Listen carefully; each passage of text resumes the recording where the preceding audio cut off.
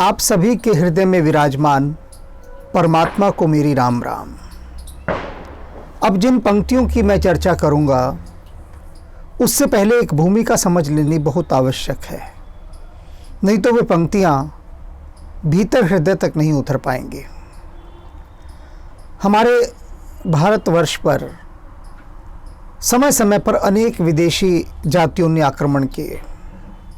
बहुत जातियां आई यहाँ पर, इतने आक्रमण यहाँ पर हुए कि जिनका कोई हिसाब नहीं है, बेहिसाब।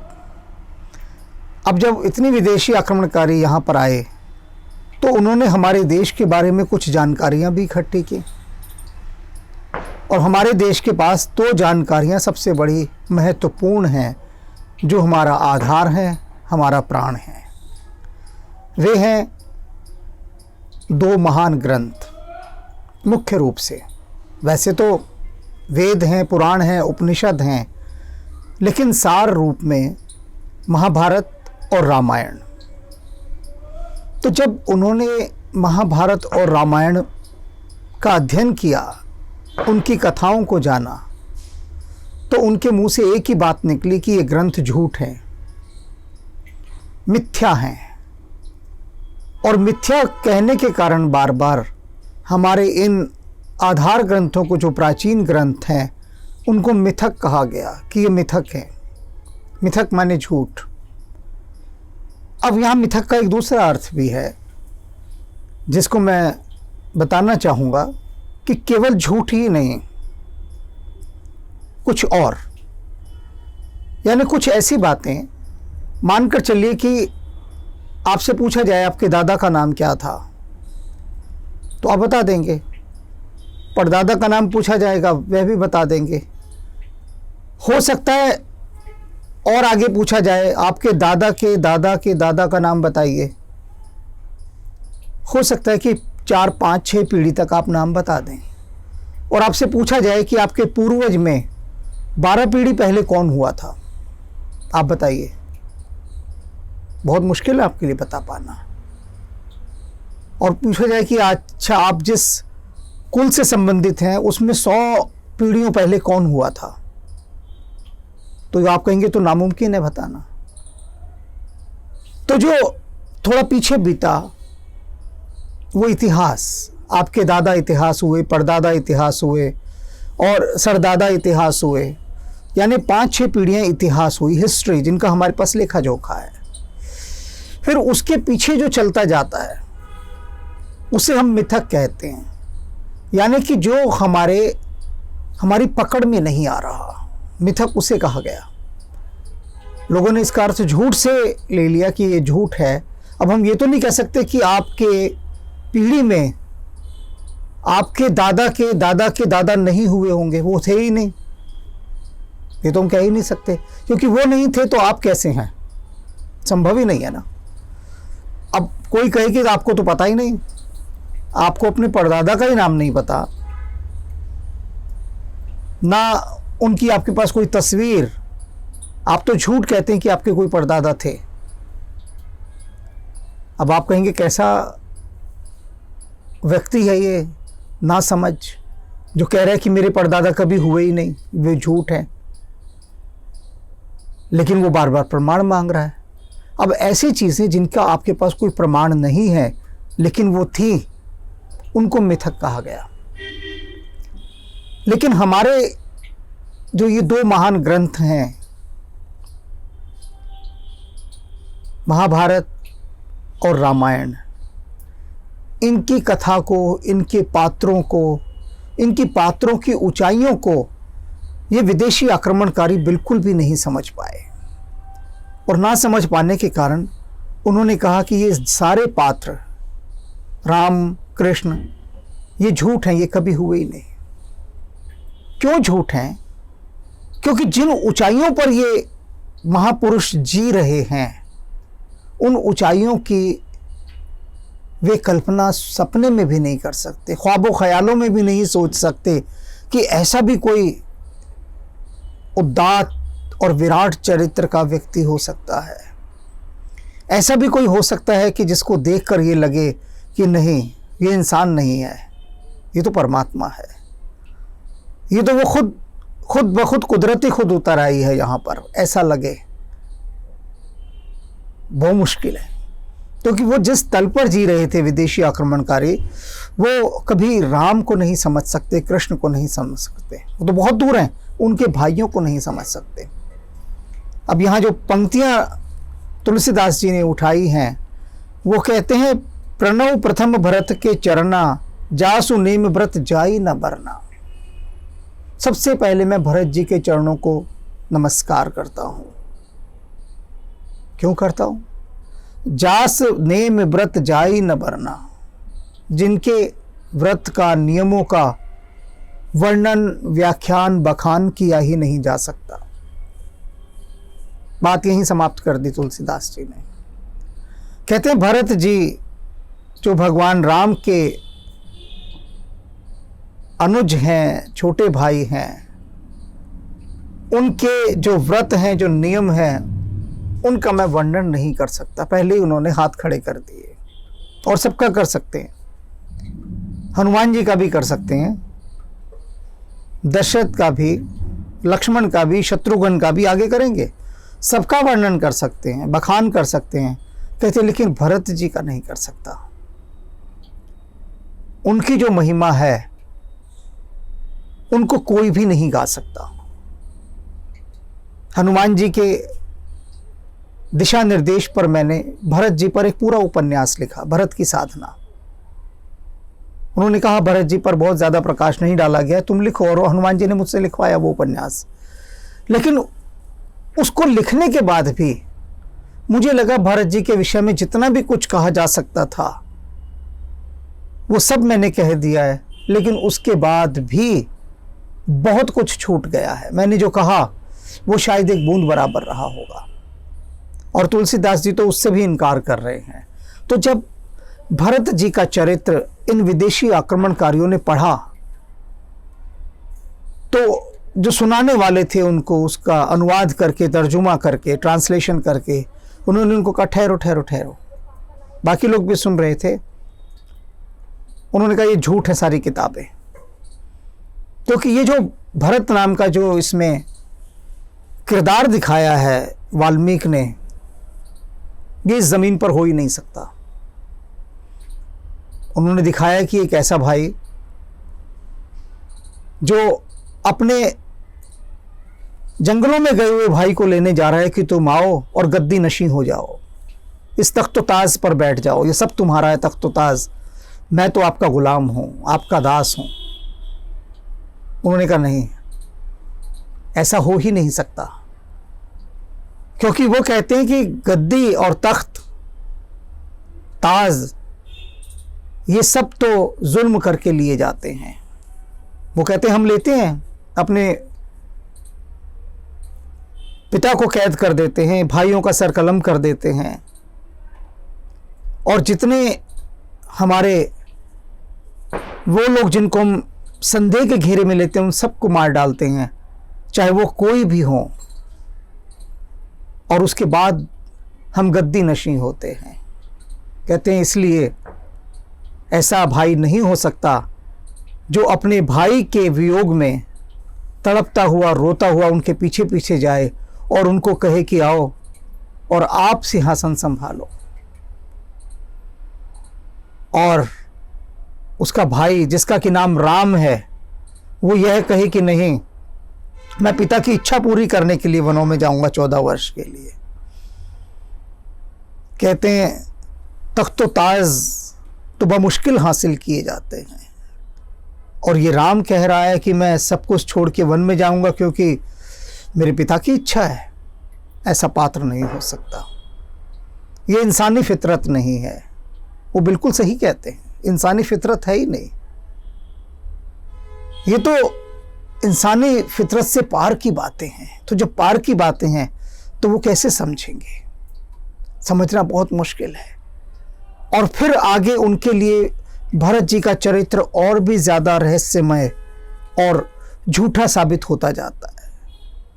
वो कहते हैं ये भरत नाम का जो इंसान है, ये अपने भाई के चरण पादुकाएं लेकर जाता है खड़ाओं, और उनको सिंहासन पर रखता है, और फिर जब तक वो वनवास की अवधि में है उस पूरे समय में ये उन्हीं की तरह वनवासी जीवन जीता है, कंदमूल खाता है, जैसे जंगलों में वो रहते हैं वैसी कुटिया बनाकर रहता है।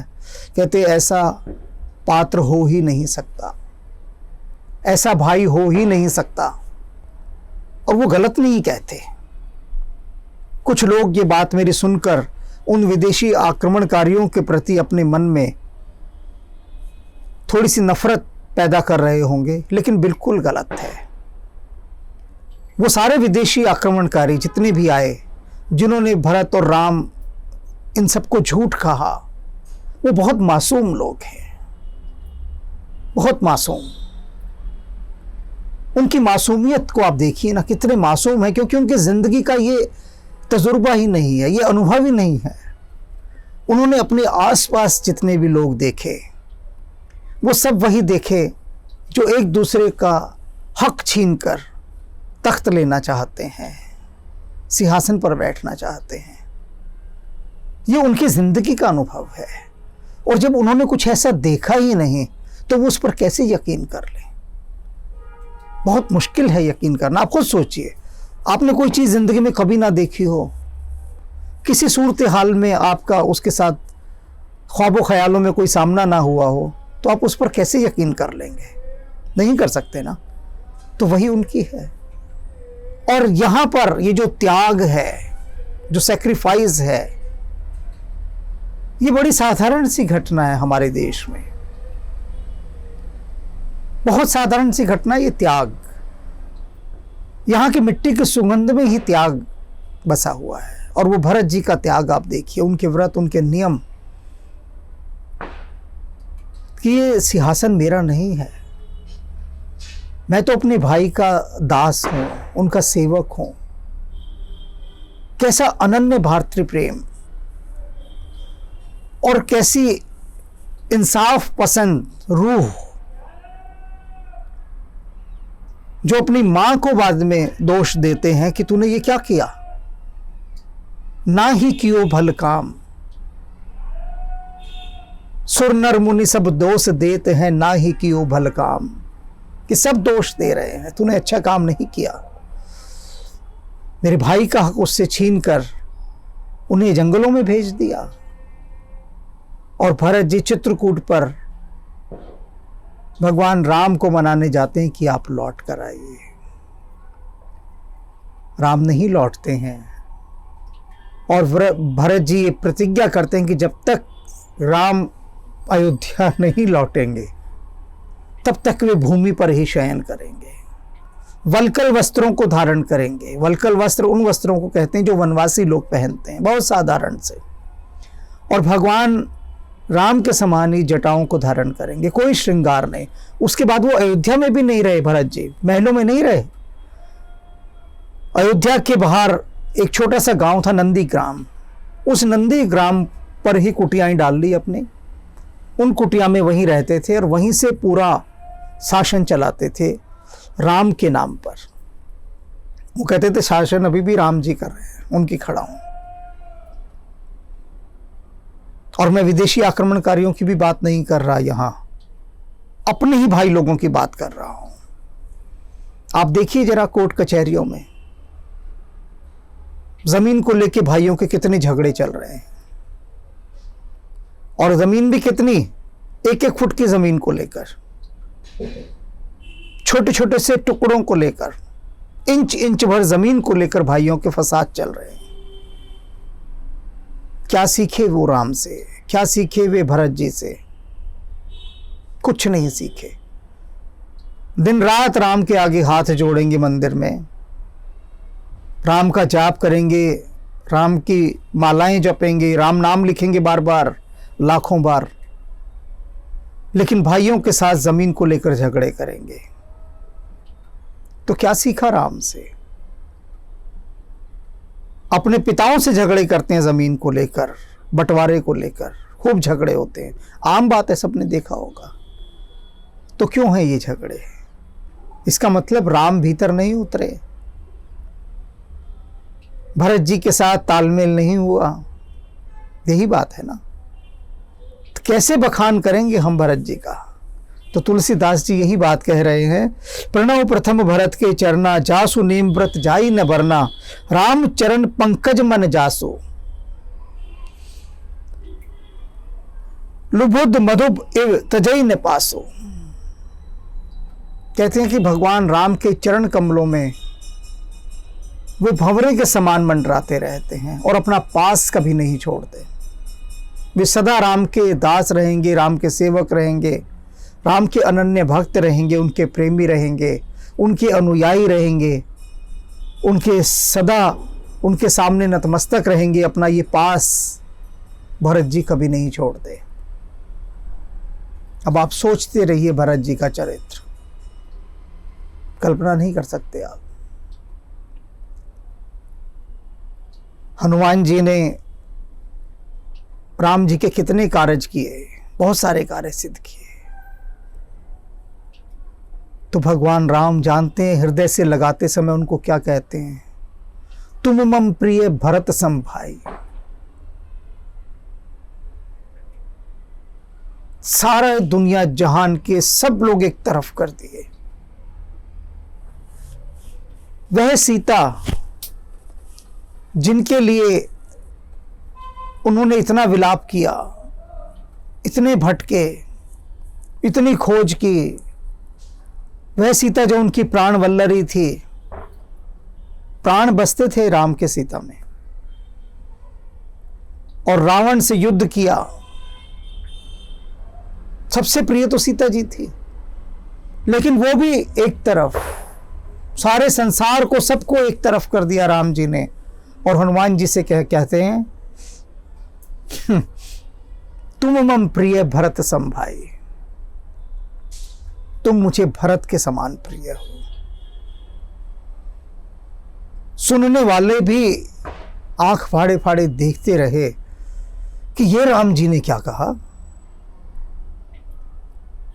ना हनुमान जी को प्रिय कहा, ना लक्ष्मण जी को जो अपना सब कुछ छोड़ छाड़ कर उनके पीछे आ गए, ना अपने पिता को कहा जिनकी आज्ञा नहीं, जिनकी इच्छा से वे वनवास को आ गए, ना सीता को कहा, ना अपनी माता को कहा। हद हो गई है तो। और भरत जी जिनके साथ कोई उनका ज्यादा सरोकार नहीं रहा, बहुत थोड़ा सा, ना के बराबर, पूरा जीवन तो लक्ष्मण ही साथ भटकता रहा। और वो क्या कह रहे हैं, तुम मम प्रिय भरत सम भाई, तुम भरत के समान प्रिय हो। सोचा कभी क्यों कहा ऐसा? बहुत गहरे सोचने वाली बात है। एक एक रुपया लोगों से नहीं छोड़ा जाता। एक एक रुपए के पीछे लड़ाई झगड़े होते हैं, फसाद होते हैं, कत्ल हो जाते हैं, एक एक रुपए के पीछे, छोटे छोटे से पैसों के पीछे। और भरत जी सारा साम्राज्य भगवान राम के चरणों में समर्पित करने चले गए। सिंहासन को त्यागना, सत्ता को त्यागना सरल बात नहीं है। आप देखते होंगे हमारी हिंदी फिल्मों के अंदर कि एक मंत्री एक पद को पाने के लिए कितने ज्यादा षड्यंत्र रचता दिखाई देता है। इसको मार, उसको गिरा, इसको पकड़, इसका नुकसान कर, इसके लिए साजिशें कर, क्या क्या कर, तब कौतुक करता वो मंत्री दिखाई नहीं देता, सिर्फ इसलिए कि एक छोटा सा मंत्री का पद मिल जाए। प्रमाण है हमारी सारी हिंदी फिल्में, लगभग सभी हिंदी फिल्मों में मंत्रियों को भ्रष्ट और अनैतिक दिखाया जाता है, लगभग सभी हिंदी फिल्मों में। और इन्होंने हमारे देश के जो नेतृत्व करता हैं उनका स्तर गिराने में भी बहुत बड़ी भूमिका निभाई है। वो राम जैसा कोई राजनेता देखकर दिखाई नहीं पा रहे हैं, भरत जैसा दिखाई नहीं पा रहे। तो भरत जी को क्यों प्रिय कहा कि सत्ता को त्याग देना, सत्ता का त्याग कर देना बड़े से बड़े त्यागों में से। आप घर छोड़कर चले जाए, कोई बड़ी बात नहीं है। घर में था ही क्या, 2-4 बर्तन भांडे होंगे, एक स्त्री होगी, छोड़ दिया, कोई बड़ी बात थोड़ी ना है। लेकिन वो जो सबसे नशीली चीज है सत्ता, उसकी ताकत, उस सब को दरकिनार करके बिना उसकी तरफ मुड़कर देखे आप त्याग की ओर चले जाएं, इससे महान त्याग कोई नहीं है। धन पद किससे छोड़ा जाता है? वो दोनों ही चीजें छोड़कर भरत जी जा रहे हैं, और ऐसा संसार में आज तक नहीं हुआ। भरत जैसा भाई आज तक विश्व के किसी साहित्य के अंदर, किसी किताब में दुनिया की ऐसा कोई भाई देखने को नहीं मिलता, न भूतो न भविष्यति, और न शायद ही भविष्य में कभी मिलेगा। तो इसलिए हमारे इन ग्रंथों को मिथक कहा गया, क्योंकि इनमें उन ऊंचाइयों पर जीने वाले पात्र हैं जिनकी आदमी कभी ख्वाबों ख्यालों में भी कल्पना नहीं कर सकता, और वैसा ही जीने के लिए ये हमें प्रेरित करते हैं, दिखाते हैं। यहाँ के अपना दिखाया ना कि हम भी तो तुम्हारे जैसे हैं, और हम भी ये सब छोड़ सकते हैं, हम भी न्याय के पथ पर चल सकते हैं, इंसाफ के रास्ते पर चल सकते हैं। ये इन लोगों ने दिखाया। जनमानस को संदेश देने के लिए बताया, पर संदेश यहाँ लेने के लिए बैठा ही कौन है? संदेश बिसराने के लिए तो बैठे हैं, और बिसराने का तरीका है कि कह दो कि ये तो हुए ही नहीं कभी, और या हुए भी तो कह दो वो तो अवतार हैं, वो कर सकते, हम तो आम इंसान हैं, हम थोड़ी ना ऐसा कर सकते हैं। तो बचने के, एस्केप करने के, पलायन करने के हजारों रास्ते हैं, बेहिसाब रास्ते हैं। अब लक्ष्मण जी के विषय में तुलसीदास जी कह रहे हैं, बंधु लक्ष्मण पद जल जाता, शीतल सुभग भगत सुखदाता। अब मैं लक्ष्मण जी के चरण कमलों की वंदना करता हूँ, जो कैसे हैं? सुशीतल, सुंदर और भक्तों को सुख देने वाले हैं। भक्तों को सुख किस में मिलता है? सेवा करने में। क्यों लक्ष्मण जी के चरण ऐसे हैं कि जिनमें तुलसीदास जी लीन हो जाना चाहते हैं? क्योंकि भक्तों के सुखदाई हैं, वो भक्तों को सुख देने वाले चरण हैं। आपने देखा होगा विभिन्न उपासना स्थलों पर लोग जाते हैं और खुद सफाइयां करने लगते हैं, वहां जाकर सेवा भाव, सेवा करते हैं ना सब। आश्रम में जा रहे हैं, गुरु के द्वार पर जा रहे हैं तो झाड़ू कर रहे हैं, पोछा लगा रहे हैं। अपने घर चाहे आदमी गिलास ना उठाए, वहां वो पोछा लगा रहा है, जूते साफ कर रहा है। क्यों कर रहा है?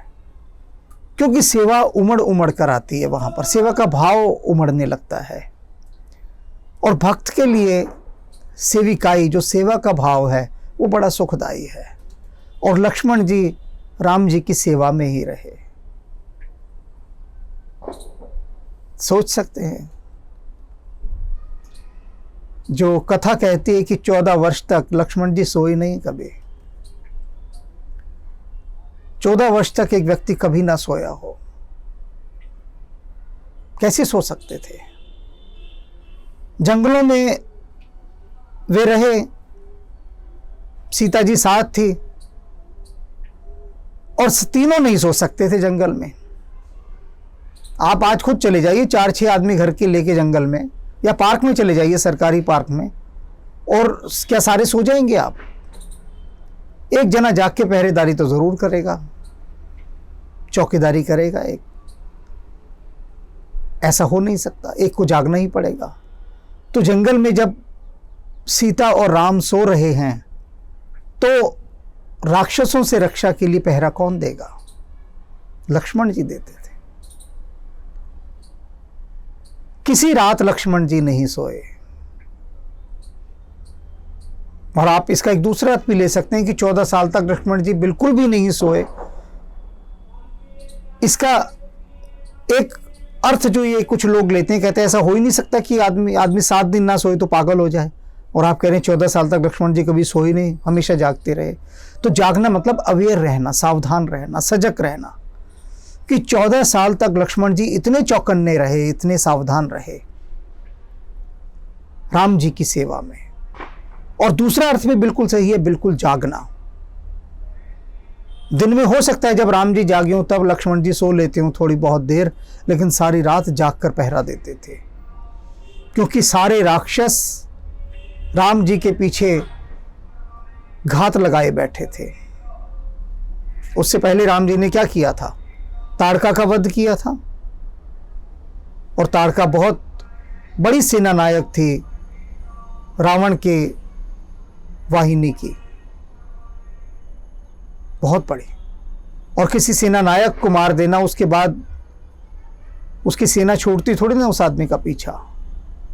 तो उसके बाद से मारीच अनेक राक्षसों के साथ राम की हत्या करने के लिए उनके पीछे लगा रहा और बहुत बार प्रयास भी किया। और ऐसे में बहुत ज़रूरी था कि अपने आंख और कान खुले रखे जाएं। तो लक्ष्मण जी हर समय चौकस रहते थे, पहरे पर रहते थे। और जब सीता का अपहरण हो गया उसके बाद भी एक जने को तो जागे रहना ही था वनों में, जब खोज रहे हैं तब भी लक्ष्मण जी जागते थे। थोड़ा बहुत उनको आराम दिया, सुलाया तो हनुमान जी ने। जब वे ऋष्यमुख पर्वत पर पहुंच गए तब हनुमान जी ने लक्ष्मण जी से कहा, बहुत हो गया आपका जागना, अब मैं पहरा दूंगा, आप सोइए। लेकिन पूरे समय जो सेविकाई, जो सेवा लक्ष्मण जी ने की, आप सोचिए, सोच सकते हैं कभी? नहीं सोच सकते। कितनी जल्दी हम आगे सरक जाते हैं लक्ष्मण जी और भरत जी के चरित्र को पढ़कर और सुनकर। बस एक पंक्ति में सुनते हैं कि लक्ष्मण जी 14 वर्षों तक भगवान राम के साथ रहे और आगे बढ़ जाते हैं। कैसे बढ़ सकते हैं आगे? एक क्षण के लिए कहते हैं कि भरत जी चित्रकूट पर गए भगवान राम को मनाने, और वो नहीं आए तो उनकी चरण पादुका ही लेकर अयोध्या में आ गए और उनके नाम से शासन चलाने लगे। बस एक वाक्य कहकर बढ़ जाते हैं। ये तो बात ही ऐसी है जो आपको जीवन भर ध्यान के अंदर डूबने के लिए विवश कर दे, मजबूर कर दे कि आप ताउम्र सोचते ही रहें। कभी किया है भरत जी को प्रणाम? नहीं किया ना, करेंगे भी नहीं। लेकिन आज की बात कीजिएगा, जो भी राम भक्त हैं, राम राम राम राम का नाम जपते हैं, अरे कभी राम के दिल में झांक कर देखा कौन बैठा है वहां पर? तुम राम से मोहब्बत कर रहे हो, और राम जिसको दिलो जान से चाहते हैं वो हैं भरत जी। ये बहुत गहरा राज है, तुमको पता ही नहीं। राम राम जप रहे हो, राम ने नहीं प्रसन्न होना तुम्हारा नाम सुन के, जितना राम राम करते रहो। राम जिससे बेपनाह मोहब्बत करते हैं, तुम उसका नाम लेकर देखो ना। भरत जी को नमस्कार करो, लक्ष्मण जी को नमस्कार करो, और देखो राम जी एकदम सुनेंगे, फौरन सुनेंगे। ये वादा है मेरा, यूं ही नहीं कह रहा, कुछ बात है राज की इसमें। तो ठीक है, आगे मैं पढ़ नहीं सकता, बता नहीं सकता, आज यहीं रोकते हैं, क्योंकि आगे मुझसे कहा नहीं जाएगा। तो भरत जी और लक्ष्मण जी को हमारी राम राम। असुर मारि थापई सुरन, राखई निज श्रुति सेत, जग विस्तारई बिसद जस, राम जन्म कर हेत। भय निशाचर जाइतेई, महावीर बलवान, कुंभकर्ण रावण सुबट, सुर विजयी जग जान। छल कर टार उतास व्रत, प्रभु सुर कारज कीन, जब ते ही जाने मरम तब, श्राप कोप करि दीन। बोले बिहसी महेश तब, ज्ञानी मूड न कोई, जेहि जस रघुपति करहि जब, सो तस तेहि छन होई। कहो राम गुण गाथ भरद्वाज सादर सुनऊ। भवभंजन रघुनाथ बजू तुलसी तजी मान मत। सूख हाड़ लै भाग सठ स्वान निरखी मृगराज। छीन लई जनि जान जर तिमि सुरपत ही न लाज। सहित सहाय सबीत गति मानिहारी मन मैन। गहे सिजाई मुनि चरण तब कही सुठी आरत बैन। शंभु दीन उपदेश हित नहीं नारदई सोहान। भरद्वाज को तुक सुनो हरि इच्छा बलवान। रुख बदन करि बचन मृदु बोले श्री भगवान।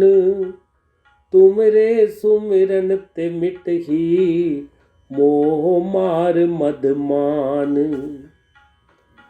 बिरचेहु मग महु नगर तेहि सत जोजन विस्तार। श्रीनिवास पुर ते अधिक रचना विविध प्रकार। आनि दिखाई नारदई भूपति राजकुमार। कहु नाथ गुण दोष सब एहि के हृदय विचार। एहि अवसर चाहिए परम शोभा रूप विशाल। जो बिलो की रीजे कुंवारी तब मैं ले जय माल। जेहि विधि हो गई परम हित नारद सुनहु तुमार। सोई हम करब न आन कछु वचन न मृषा हमार। रहे ता दुई रुद्र गण ते जानई सब भेऊ। वृप बेश देखत फिरई परम कौतुकी तेऊ। सखी संग लै कुंवारी तब चली जनु राज मराल। देखत फिरई महीप सब कर सरोज जयमाल। हो निशाचर जाई तुम कपटी पापी दो। हंसेऊ हम ही सो लेऊ फल बहुरी हंसे मुनि को। असुर सुरा विष संकरई आपू रममनि चारु। स्वार्थ साधक कुटिल तुम सदा कपट व्यवहारु। श्राप शीस धरि हर्षिहियै प्रभु बहु विनती कीनी। निज माया के प्रबलता करसि कृपा निधि लीनी। बहुविधि मुनहि प्रबोधि प्रभु तब भय अंतर्धान।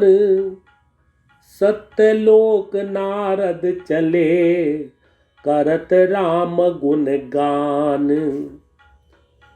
एक कल्प एहि हेतु प्रभु लीन मनुज अवतार। सुर रंजन सज्जन सुखद हरि भंजन भुवि भार। सुर नर मुनि को नाही, जेहि न मोह माया प्रबल, अस विचार मन माही, भजिए माँ माया पति। सो मैं तुम सन कहूँ सब, सुन मुनीस मन लाई, राम कथा कलिमल हरणी, मंगल करनि सुहाई। द्वादश अक्षर मंत्र पुनि, जपहि सहित अनुराग, वासुदेव पद पंकरु, दंपति मन अति लाग। एहि विधि बीते बरस सट, सहस बारी आहार, संबत सप्त सहस्त्र पुनि, रहे समीर आधार। श्रवण सुधा सम वचन सुनी, पुलक प्रफुल्लित गात, बोले मनु करि दंडवत, प्रेम न हृदय समात। नील सरोरु नील मणि, नील नीरधर श्याम, लाजै तन शोभा निरखी, कोटि कोटि सतकाम। तारित विनिंदक पीत पट, उदर रेख बरतीनी, नाभि मनोहर लेति जनु, जमुन भवर छवि छीनी।